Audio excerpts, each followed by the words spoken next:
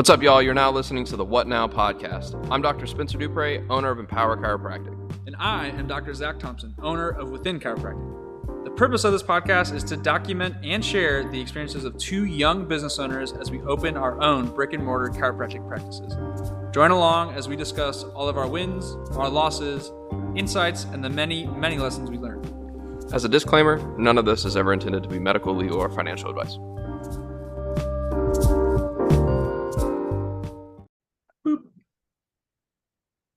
Yo, what is up, everybody? Welcome back to another awesome, packed episode of the What Now podcast. I'm one of your hosts, Dr. Spencer Dupre, with my boy, Dr. ZT, Zach Thompson of Within Chiropractic in Colleyville.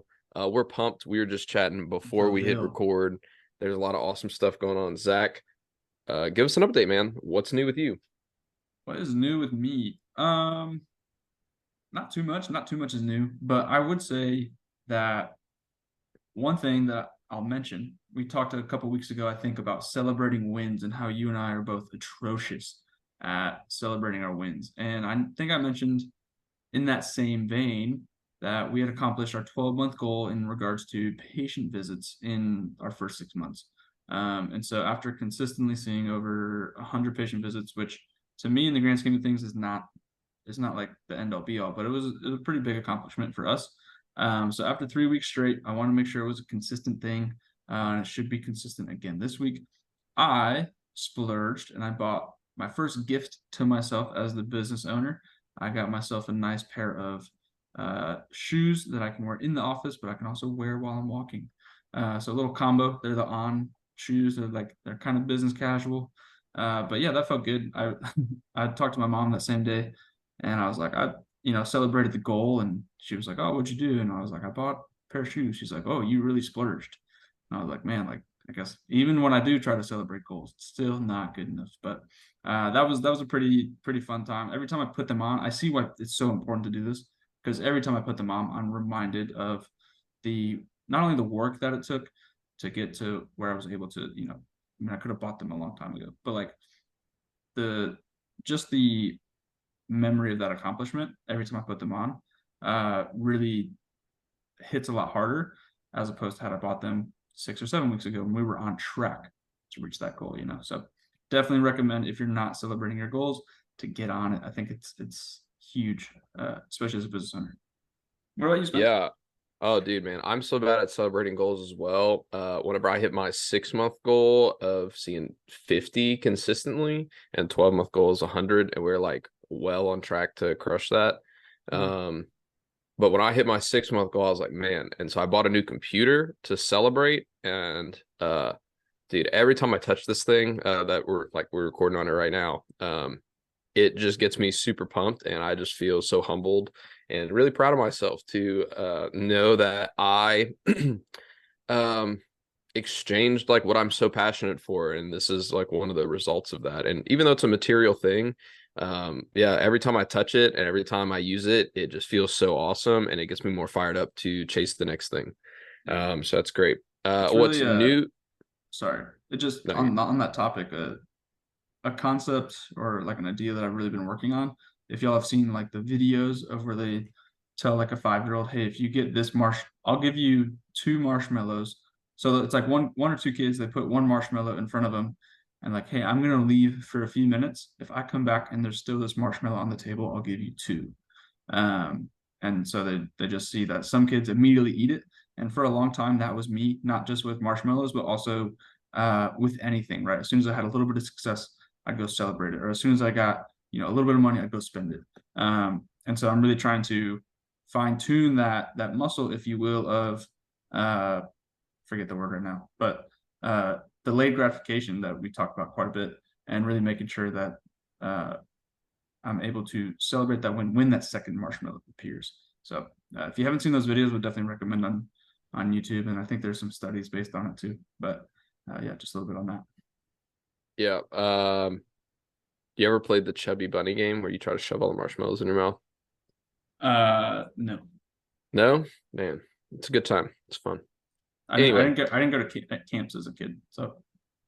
Me either. I went to camp as an adult. That's why I'm a kid's chiropractor.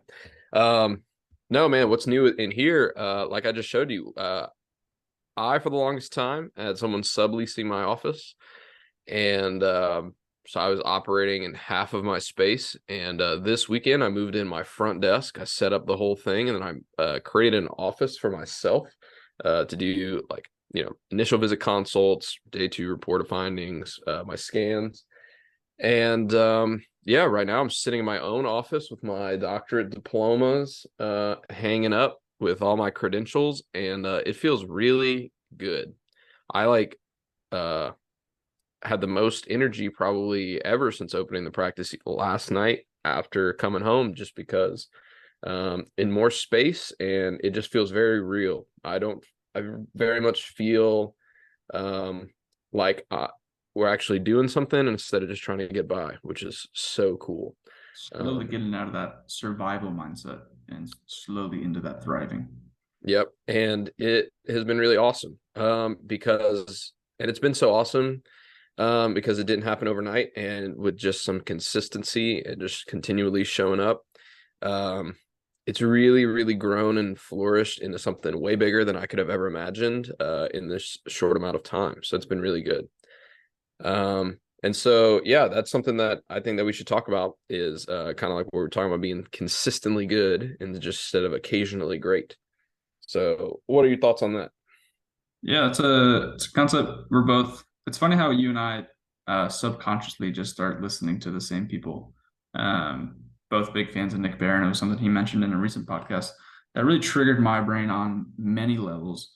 But I think for a long time, I was always trying to be occasionally great, meaning kind of pushing things off, being procrastinator at heart, and then right at the last minute, really showing up as that superstar. Whether it was, you know, finals week rolls around, I'm like, I gotta nail this. I gotta get like a 95 to for sometimes to pass the class. I will admit, sometimes I really had to grind to pass the class, but other times like to save a grade or in the weight room. Like I would just kind of like when I was powerlifting, I would compete at 242 and I would walk around at 260, 265, and I would just basically cut my weight in 3 days. So it was like I was occasionally great at cutting weight and instead of being consistently uh, good at dieting and staying at a low body weight. And so something I've really tried to implement into the office is instead of always trying to hit a home run, whether it be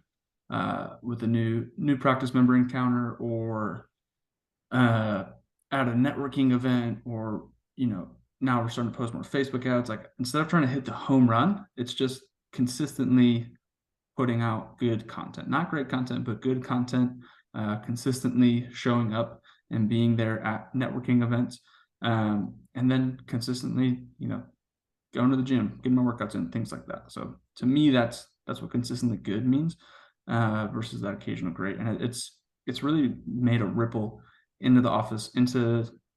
I think it also takes a lot of pressure off you when you're consistently good. And I don't know if that's something you've noticed since you've implemented, but it really, for me, it's a big stress relief knowing that if I'm just occasionally good, then I can definitely get to being great overnight. Not overnight, but over time. Yeah. Yeah, I feel like in school we're really set up to try to swing for the fences every single time, right? I mean, our opportunity to adjust someone is so sparingly. I mean, Hmm. if you think about what we're doing now and where we were at in school, I feel like in clinic we were some of the people who actually had like quote a lot of clients in clinic, or like put out like a lot of adjustments.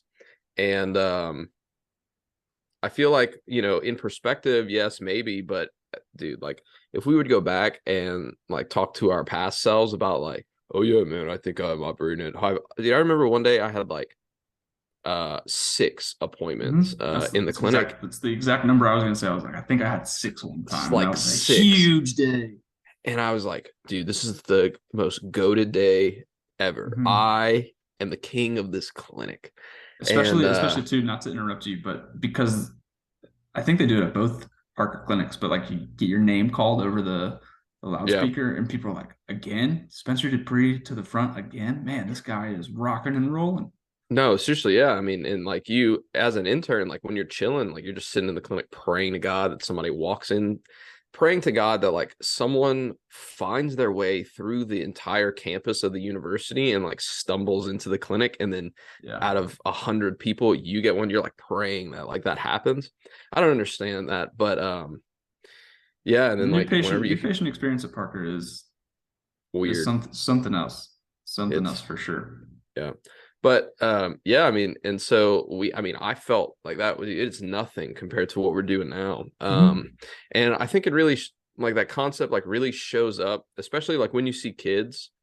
Because a lot of times with kids, like they don't necessarily hurt, right? Like kids are not being like, Mm-hmm. my back, my shoulder, my neck. Like kids are not really doing that.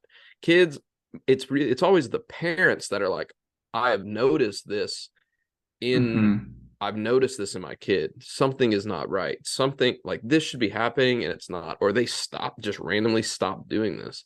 And Mm-hmm. so for us, we talk a lot about like getting the brain back online, getting the nervous system back connected, getting all of these other systems, getting the stress unwound from their system.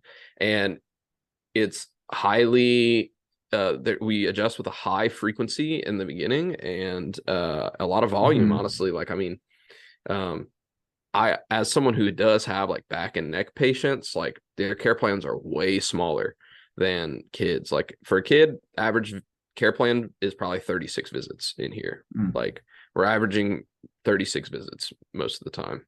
And so over the time you really get to know these parents and just we just do this thing so consistently.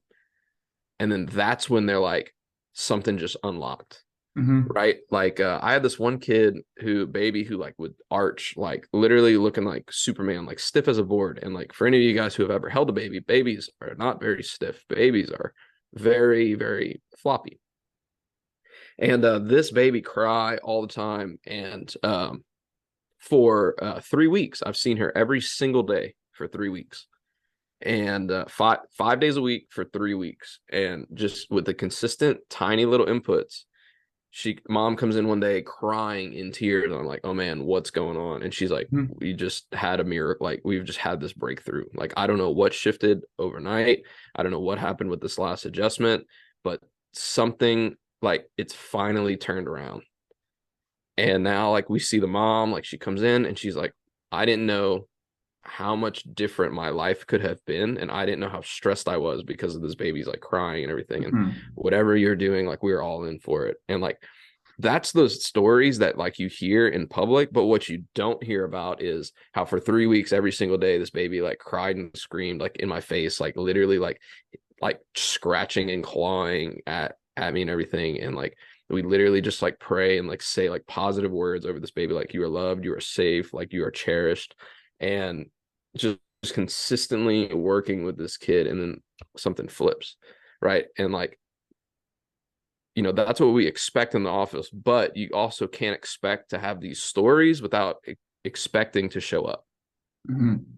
Right. And so and I mean it's the same thing with your business, right? Like you don't just have 500-600 patient visits a week. You don't have $1 million practice overnight. Like consistently you have to continually show up. You have to Yeah. unlock the door, you have to put the oils in the diffuser, you have to vacuum the floor, like all of Mm-hmm. those things build. Yep. um Yep. And I think, it's a muscle that needs to be trained. And if like if your goal is 200 a week or $1 million in your first year, by no means am I going to say you can't do that. And I hope you do that in the right ways, right? But definitely taking care of people the right way, making sure everything clears and stuff like that. However, I think like you mentioned, going back to those 6 patients in a day at Parker, right, was a home run. Now, like, not to sound, and my girlfriend Morgan is very good at reminding me, like, hey, remember just 2, 3 years ago when you were at Parker, like that would have been a big day. But like, if there's 6 people on the schedule, I'm like, we gotta get on the phones, we gotta start, posting more content, things of that nature. versus just 2 years ago. Like that was a great day. And now all of a sudden it's like what's happening? Where are the people going? Um, and so I think it's Yeah, but I almost think that's it's but you can go ahead. You can go ahead.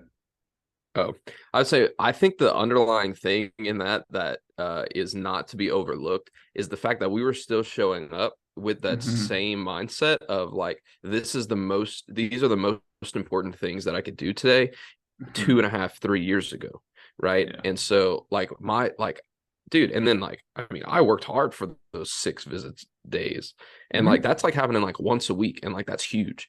And Yeah. so like to it's like, dude, I worked hard in that, and like so like consistently showing up to have those 6 visit days is waking up at 5 a.m. and in Mm-hmm. try one and try Yeah. two and try three to go to KTC and like Yeah. learn all the stuff, go into the clubs, like consistently showing up. And Yeah. I think that it's a very common trend now that we're 4 years removed from try one.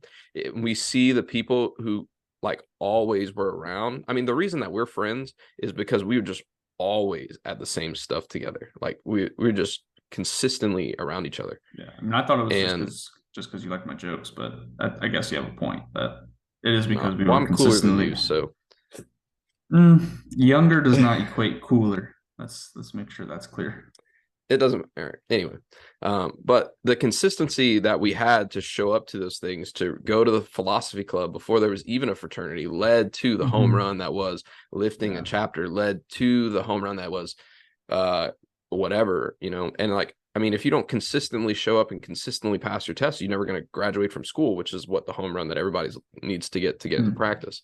And so nobody sees that stuff. Like everybody thinks it's just like a blink of an Yeah. eye. I think that's a really awesome part of our podcast is that we record consistently, and Mm-hmm. um, we both really don't have any filters. So none of us like we're not really trying to hide like Yeah. um, our grind, but that's the most important part is that like the way that you show up in clinic now, the way that you show up in school, the way that you show up for clubs, the way that you dive in, like if you're Mm-hmm. not really obsessed about chiropractic and helping people, then you're not really going to be obsessed enough to go through the grind of a business. Yeah. And I think another aspect of that is this big concept that I realized in school that, and I'm sure you heard this a lot, and I'm sure there's a few listeners that hear this a lot too, is, oh man, you're so lucky you had 6 people come in. Like, that's just so lucky of you. And the first couple of times I was like, I am lucky, and to me, lucky is more something you create, right? Like, I wasn't so lucky when I went to 50 plus seminars, right? Like that took a lot of grit. That took a lot of planning for me to put my studies aside or to make better study habits, to wake up at 5 a.m. and then not go to sleep until 10, 11 o'clock at night. And if you're like, oh, you didn't do that, fact check me. Ask Alex DeFrancesco or Quan Wen about how our study nights would go. Like did we put in, like, did we get great grades? No. Well, I didn't. I don't want to speak for them. But like we were still doing like 5 a.m. wake up to go train, right? Even as try two, you're like, I saw Mariah, I think from Life. She put up like her try one strike video, and then it was like her try 11 or quarter 11 strike video. It was like two drastically different things, but it's because she showed up for so long, right?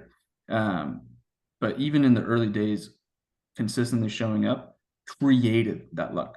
And so I'm much more of the belief that you create your own luck, then luck just happens to fall in your lap. And that goes back to, an occasionally great day.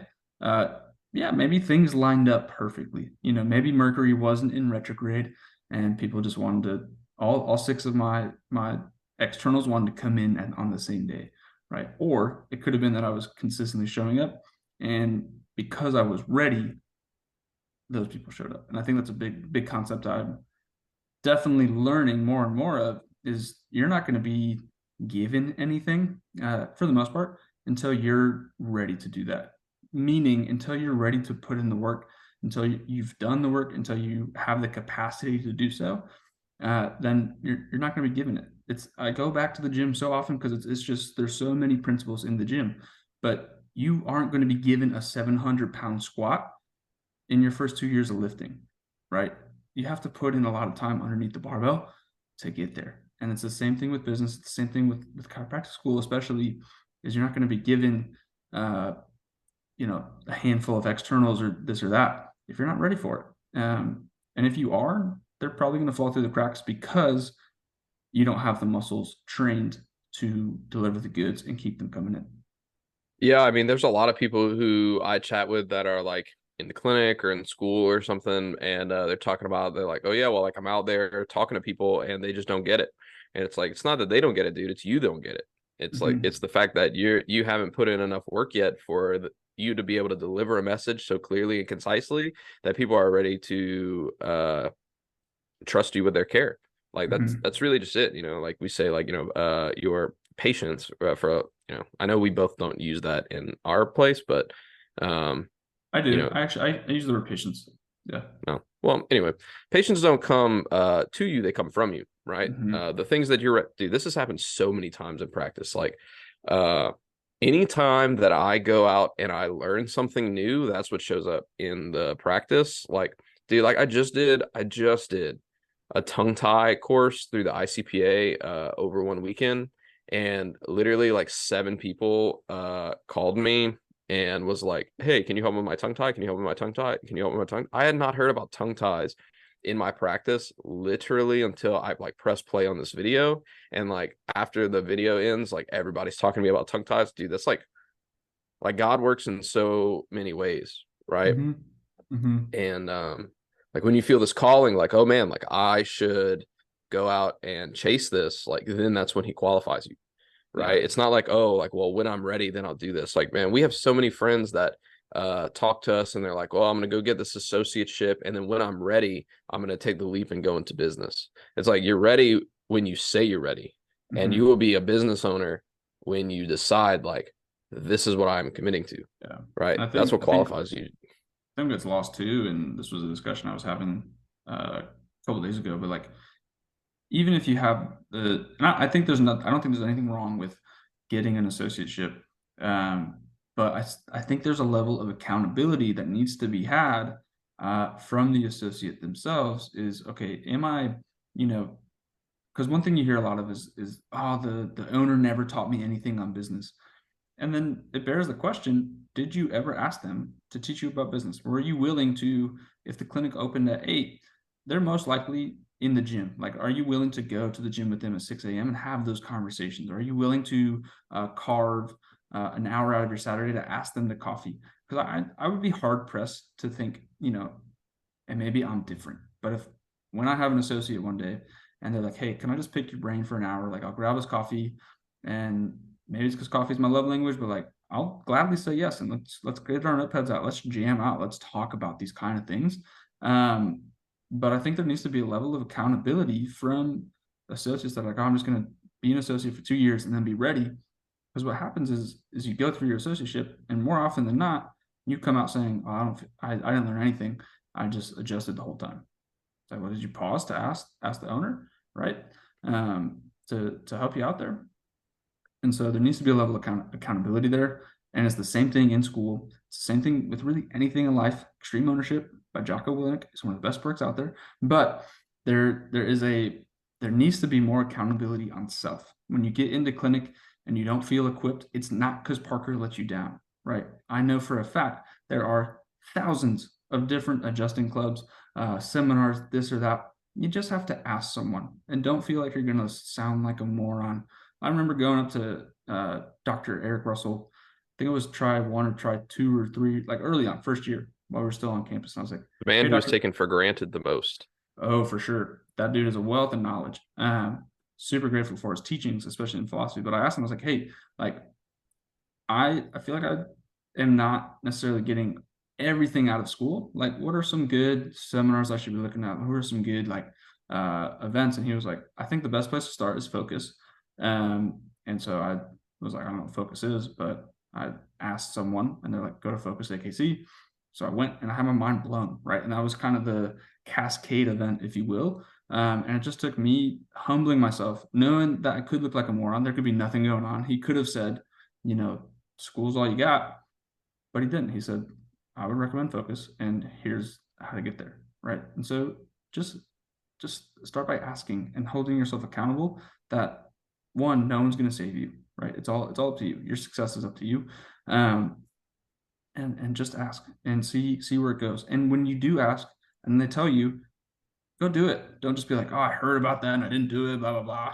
And now look where I am, right? Like go do those things, see what's right for you, and then start to see what happens, right? Like I think a big reason my girlfriend and her business partner Hannah over at Alpha and Omega Chiropractic are seeing success early on as a pediatric practice because while they were in school, they were doing a lot of the pediatric seminars, right? So when they opened, they had a good basis on pediatrics and prenatal. And so it takes the willingness to dive into it versus just getting out of school and being like, well, I'm a pediatric chiropractor. It's like, well, how many seminars did you do for pediatrics? How many kids have you seen?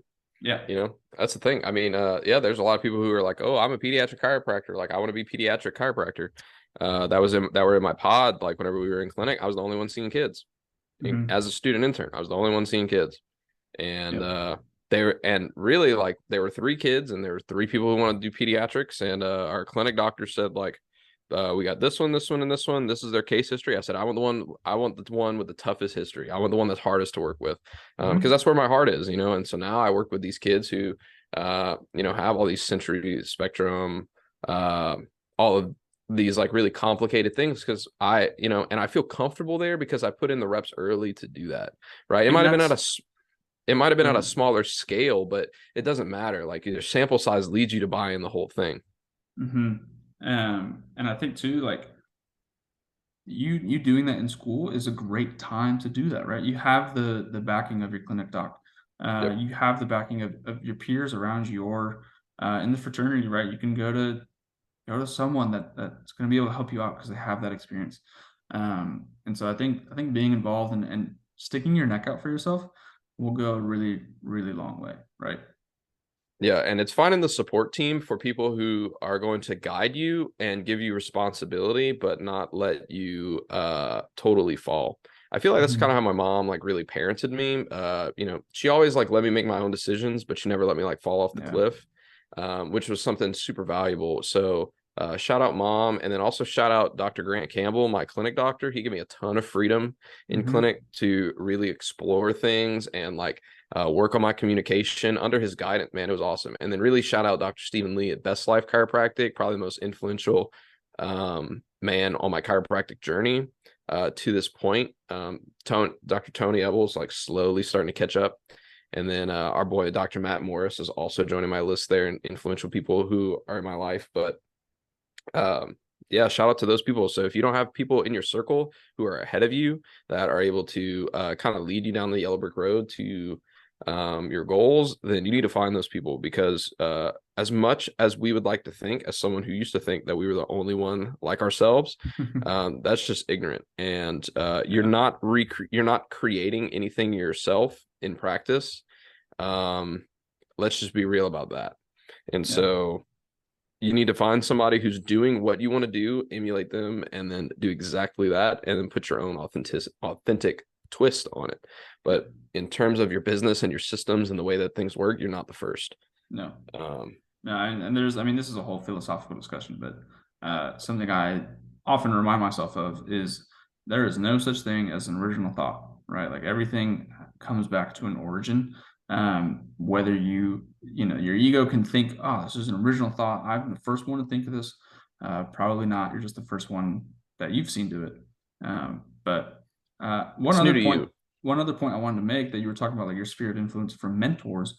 If you're listening to this and maybe you go to your friends and like, hey guys, like I think maybe we should go to Focus, right? And you kind of whisper it, and they put you down like, no, we would never go to that type of event, or hey, let's go to KTC like this try, and they're like, no, like why would we ever do that? I hate to be this person, but it might be time to get new friends, right? If your friends are just wanting to go through the motions, and even chiropractors are guilty of it, right? Like if you're in school and you're just like, I'm just here to pass the test and get the grades, um, not that there's anything wrong with that, but I do think you're missing out on a large portion of school. And if you're not having that support from close friends, they say it over and over again, right? But you are the average of the 5 people you spend the most time with. So if you're unhappy with where you are, it's probably a big reason to do with who you're hanging around with. So if you'd rather, be going out Friday, Saturday, Sunday, and then studying Monday through Thursday, don't don't be upset when you know your 2 year associateship or when you get into business, right, doesn't necessarily go the way you want to, right? Because you're not willing to stick your neck out for yourself and start doing, they're not even hard things, but like doing hard things, right? To really better yourself as a chiropractor. Yeah, I mean, I had a student come and chat with me the other day, and they were asking me like, I don't know where my gap is, and the first question I asked is like, well, what are you and your friends doing? Mm-hmm. Um, what kind of friend, like, what kind of people do you hang out with? And they're like, well, like, this is just people who are like, not really involved. They're really kind of just, they all get like really stressed out about tests, and it's like, well, like, and she was talking, she's like, I have a lot of anxiety around school and like opening up. And it's like, okay, well, do your friends have that? And they're like, yeah. I was like, well, they're just hyping you up, playing you into that. Mm-hmm. Right. And like the reason that you have these things is because the people who are building the soundtracks to your life literally are like dumping this into your brain. So like just be around people, like if your friends are not like people that you look up to and people who you like have quality you want to emulate, then you probably don't have enough like right friends, right? Like I feel like in our group of friends that we hang out with, like especially in our like alumni fraternity thing, I'm like on like one of the lowest rungs Mm-hmm. because I'm like, Same. man, like there's a gap that all you guys have. Like, um, but you guys are the people that I talk to probably the most, and there's no coincidence that like uh my practice has basically been like 6 weeks, like right in step, like right behind yours. Like you open 6 weeks before me Mm-hmm. or something like that. And my practice is literally like right behind there. It's because we spend all the time together, right? So we Yeah. make decisions Yeah, and it's together. it's it's really important to also have people ahead of you to, I mean, it took a lot of ignorance to be put aside to really listen to people that cared the most about me, guiding me along my decision. And once I finally listened to them and started doing those things, of course, I started noticing huge shifts in all aspects of life. Yeah. But definitely take an introspection of your friends, and are they more like occasionally great, or are they consistently good kind of people? Like I know if I call Spence, or if I call Alex, or I used to be able to say Quan, but he's in the Netherlands. I think he'd still come and help me out however he could, right? But not only would they come help me, they're also checking in. Like, how are things going? What are you working through? What's been tough? What's been really good? Um, and I'm hearing Spencer's going to learn about tongue ties. I'm like, I don't see babies, but what can I be doing to better serve our practice members? Like, what's gonna next level their style of care? And so it's consistently being around people that are pushing the envelope, that are really gonna make a huge impact. And I couldn't be more blessed. And maybe some of you are like, oh, you're just lucky to have those friends. Going right back to what we were just talking about, right? Like you create your own luck, you create your own friends. Yep. I can almost guarantee you that if you go uh, to the group that is going to the seminars, or the group that is going to the clubs, and just ask them like, hey, can I join y'all for this try? I would be very hard pressed to think they would say no. Um, and then if Yeah, and not, I would also say the exact opposite is if you just show up once and you're like, "Hey, can we be best friends?" I would be very hard pressed to think that they would say yes, right? Like yeah. just because you show up once does not mean that, and just because you show up once and people are not like, "Oh man, I love you so much. I got your name tattooed on me." Like, Mm-hmm. doesn't mean that like just because you showed up once that's gonna happen, right? Like you just have to consistently show up, right? The reason that you have really good friends is because you consistently keep up and have really meaningful conversations with them. Um, so really just consistency is key, right? Like you're never just gonna like uh I don't know, like bump into somebody and you're like, now we're best friends, right? And you're not just Mm-hmm. gonna unlock the door and be like, wow, now I'm super successful, rich, wealthy, and fit. So Yeah. um those are some things, but I kind of wanted to go through these 5 points to kind of wrap up today that we talked about on the PX community call. So PX Pediatric Experience has a community call every Tuesday, and then open office hours like questions on Thursdays. And it's honestly, it's a phenomenal program. If you guys aren't in something where people literally are willing to like carbon copy, like blueprint you, like I know Travis has like those things where he's like, this is not an ad. But like so like Zach like doing the coaching with Travis Stewart, like literally having things be like, this is what I do, you do it. Yep. A lot of our friends are in Focus OKC with Tim Young, which like, dude, he explodes practices. He's like, this is what I do, you do it. The Remarkable practice, Epic practice, whatever. I chose the PX because I like the craziness that is in there. But today the phone call was on like how to build success and how to the stages of growth. And no matter like whatever you're doing, there's always these stages, but this is like applicable for your chiropractic practice. So I'm going to read them, and then Zach, I kind of want you to just chime in on those. But the first one is the foundational stage. So this is when you are learning chiropractic, learning how to adjust, learning how to communicate, learning learning what a subluxation is, learning those things. So building foundational information. And this isn't like, this is my systems, these are my pricings or anything like that. This is like, what do I do? Who do I serve? And how do I do it? That's strictly it. Building your foundation, building certainty and confidence. Then it's the hustle stage. So like literally just putting in the reps, like this is what I do, this is who I serve, this is how I do it, and doing it as many times as you can. Then building the team, right? So having people take other smaller tasks from you and then making it their own. That's like the biggest thing, is having a team so somebody can complement you and enhance your awesome attributes. Like you have Joshua, dude, Joshua's awesome, but he's totally independent of you. Like he's a completely other personality. Like he really has a grasp on the front part of your practice, which allows you to be more authentic about yourself. And then because you don't micromanage him, you allow him to be himself.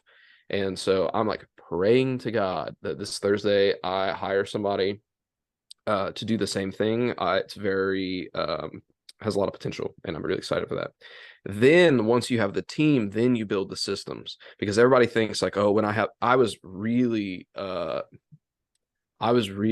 caught up in this loop of when I have the systems, then I'll hire the team. But when you build systems for a team, what you do is you take somebody and you put them in your lane and your expectations. But since that they have a better, different skill set than you confine them to what you're limited to do. So basically what you do is you just keep yourself at the same level, but now you're paying somebody to do what you were doing already yourself. So giving them the freedom to create their own system, and this is something me and Matt are talking about too, is where the freedom and that acceleration comes from. And this is how you keep employees happy. So I'm excited to learn about that. And then from that's when you develop your leadership, because now you have to manage your team and the systems that they created. So now you want to just give them more tasks to create more systems. And this happens like in all the phases of growth, like whether you're in like 0 visit startup and 500 visit mega or 1,000 visit mega practice. Like Caitlin has been talking a lot about all of these things that with Denisa, like anytime that they add something new, they go back to the foundations, like back to square zero. They build upon that. Then they put the reps in, then they hire somebody to do it. They develop a system, and then they create leadership off of that. Yeah. No, so I mean, those are pretty dang good stuff. It'd be cool if we could have Tony Ebel on one day. We'll see if maybe we can so. Maybe so. Maybe we'll have Tony Ebel on one day. But that, I mean, a lot there. I think I feel like we talk about what, like step 1, step 2. Are they steps? Are they? It's just phases, right? I mean, so I think there's a lot of things. Talk a lot about like phase 1 and phase 2 a lot. But because that's where we're at. Yeah, right. One thing I really appreciate from that is that concept of hiring and then systems, because you're right, I was the same way. Like I'm still in that same boat where I don't feel like our systems are good enough, and I talked about this last week. I don't think our systems are at least up to my standard to bring on that second CA. We're getting close to needing that second CA, or really the first CA. Joshua is definitely office manager. But one thing I've had to really relinquish is that want to micromanage when I hear Joshua on the phone or giving an office tour. There's a lot of me that wants to correct, but he has a different sort of magic or a certain different level of like just charisma than I have, right? He relates Dude with is people. cool. What? He's cool. We're not cool. He's cool. He is cool. And so he's spent 10, 12 years in customer service. Whether that was, Starbucks or he's done a like frick ton of jobs. And they've all helped him to best relate with patients. And so he's really just great on the patient experience side of things. If we get backed up just a little bit and he has to talk with someone for 5 minutes, he's totally comfortable with that. He knows how to go right into a conversation just to keep them there. That way they're not on their phone. We never want to be that practice where if there is a line or if there is, you have to wait for your appointment. We don't really want you just sitting on your phone. One, that's text neck, right? But also two, it's very community aspect. So he has that freedom to add that special sauce, if you will. And so really allowing the people, because you don't know what you may go through the interview and know somewhat of what you're getting. But especially early on practice building, like you may hire someone and did all these things in the interviews, and then you're like, wait, I think you'd actually be a lot better in this regard because this is where I see a lot of your strengths. And so you're able to implement them into more of a space than a system, if that makes sense. And I think that's something really important. And one last thing on that I've taken away from Howard Behar,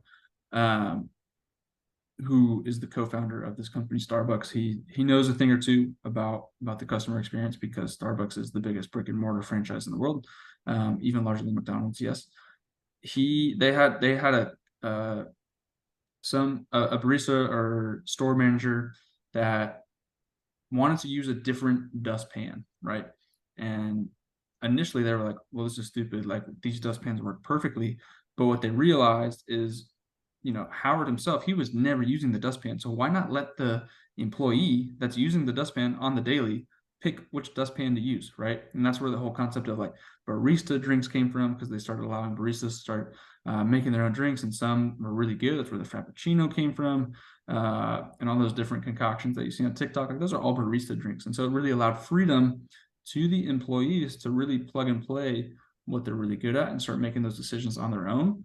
And there's still a level of accountability. Like if it's a big thing, if Josh was like, hey, I signed us up for this magazine cover that's going to cost us $1,500 a month, I'd be like, hey, I would prefer if you run that by me really quick, but he hasn't done that. But those types of things. But if it's like vacuuming, or he says something a little bit different in the office tour, totally fine with me, as long as it's still cohesive. And again, back to those frameworks and scripts that we've talked about quite a bit too. So I think that's huge stuff right there. Yeah. So just to recap, because I feel like in school a lot of times we're like, and in a lot of podcasts, there's nothing actionable about like, hey, this is what you should do.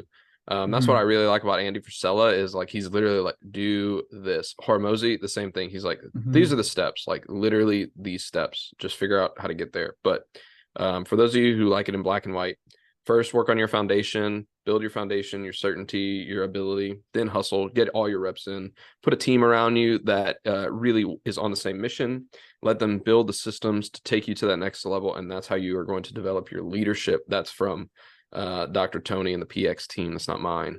Yeah. I love how that just directly applies to everything we just talked about too. If you flip that, that's not just in regards to building a practice, that's to building your own life.